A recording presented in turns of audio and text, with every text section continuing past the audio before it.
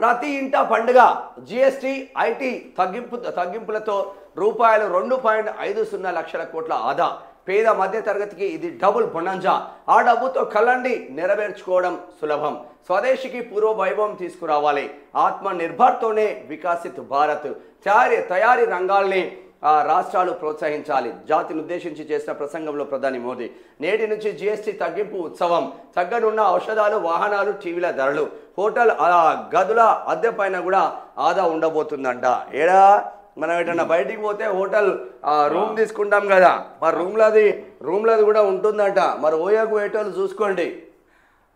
రెగ్యులర్గా ఓయోకు పోయేటోళ్ళు మరి ఇంతకుముందు నువ్వు ఎంత పేమెంట్ చేస్తావు, ఇప్పుడు ఎంత పేమెంట్ చేస్తావు చూసుకోండి. మాకైతే తెలియదు కదా.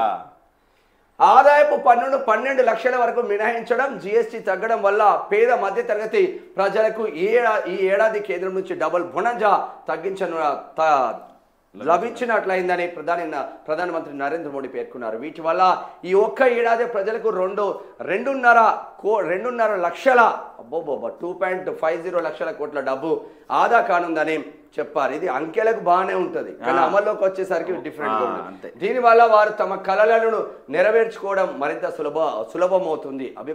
సులభమవుతుందని అభిప్రాయపడ్డారు. ఇళ్ల నిర్మాణంలో ఇష్టమైన వస్తువుల కొనుగోలులో ఖర్చు తగ్గుతుందని పేర్కొన్నారు. సోమవారం నుంచి దేశవ్యాప్తంగా కొత్త జిఎస్టీ రేట్లు అమలు కాబోతున్న తరుణంలో ప్రధాని మోదీ ఆదివారం సాయంత్రం జాతిని ఉద్దేశించి 20 నిమిషాలు ప్రసంగించారు. దువ్వెన కూడా స్వదేశీ వస్తువే అయ్యి ఉండేలా ప్రజలు జాగ్రత్త పడాలని సూచించారు. ఆత్మ నిర్భర్ భారత్ ద్వారానే వికసిత్ భారత్ కళ సాధ్యమవుతుందని, కాబట్టి మనం ప్రపంచ స్థాయి నాణ్యత ప్రమాణాలతో వస్తువులను ఉత్పత్తి చేయాలని పిలుపునిచ్చారు.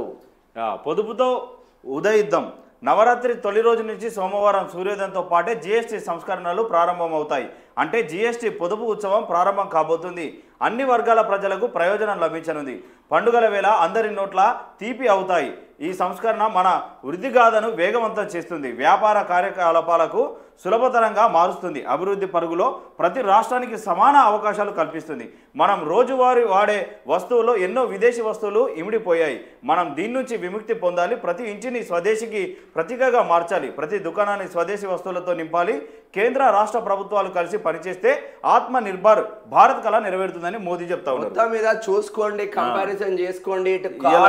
ఇటు కార్లు రేట్లు తగ్గినాయి, కార్ల రేట్లు ఎలక్ట్రికల్ ఐటమ్స్ మీద, ఫ్రిడ్జ్లు, రిఫ్రిజిరేటర్లు, వాషింగ్ మిషన్స్ ఇవన్నీ తగ్గినాయి. టీవీలు కావచ్చు, ఇక్కడ ఫ్రిడ్జ్లు కావచ్చు, ఇవన్నీ తగ్గినాయి. మరి ఓయోకు పోయేటోళ్ళు ఇవి కూడా రేట్లు తగ్గినాయి. మీరు ఒకసారి కంపారిజన్ చేసుకోండి. మరి అంతకుముందు ఓయోకు పోయినప్పుడు మీకు రేట్ ఎంత పెట్టిండ్రు, మరి ఇప్పుడు ఏమైనా తగ్గిందా జిఎస్టీ అనేది కూడా చూసుకోండి. ఇవి మెయిన్ గా అయితే తగ్గినాయి. 100% నిత్యావసర సరుకులు. ఇప్పుడు మనం ఏది హైదరాబాద్ లో ఉంటే విజేతకు పోతాం, లేదంటే విజేత పక్కన పెడితే డిమార్ట్కి వెళ్తా ఉంటాం. ఎక్కువ డిమార్ట్కి వెళ్తాం, రత్నదీప్కి వెళ్తాం, ఈ సూపర్ మార్కెట్లకి వెళ్తాం. ఇంతకుముందు పప్పు ధర ఎంత ఉంది, ఇప్పుడు పప్పు ధర ఎంత ఉంది, ఎంతకుముందు సబ్బు ధర ఎంత ఉంది, ఇప్పుడు సబ్బు ధర ఎంత ఉందో ఒకసారి కంపారిజన్ చేసుకోండి. బ్రహ్మాండంగా క్వశ్చన్ చేయండి. ఎవడన్నా తగ్గిపోతే రచ్చ చేయండి, కంప్లైంట్ చేయండి. ఒకవేళ ఆ జిఎస్టీ కనుక తగ్గపోతే మీడియా కూడా గట్టిగానే క్వశ్చన్ చేస్తుంది. $1,00,000 ఏటా చెల్లించనక్కర్లేదు. ఒకసారి కడితే సరిపోతుంది. ఈ ఫీజు కేవలం కొత్త H1B దరఖాస్తుదారులకే. రానున్న లాటరీ సైకిల్లోనే అమలు. 2025 లాటరీ విజేతకు వర్తించదు. రెన్యువల్ చేసుకోవాలనుకునే వారికి ఆందోళన అవసరం లేదు. ట్రంప్ కార్యనిర్వాహక ఉత్తర్వులపై అమెరికా యంత్రాంగం వివరణ ఇచ్చిందట. ఇక H1B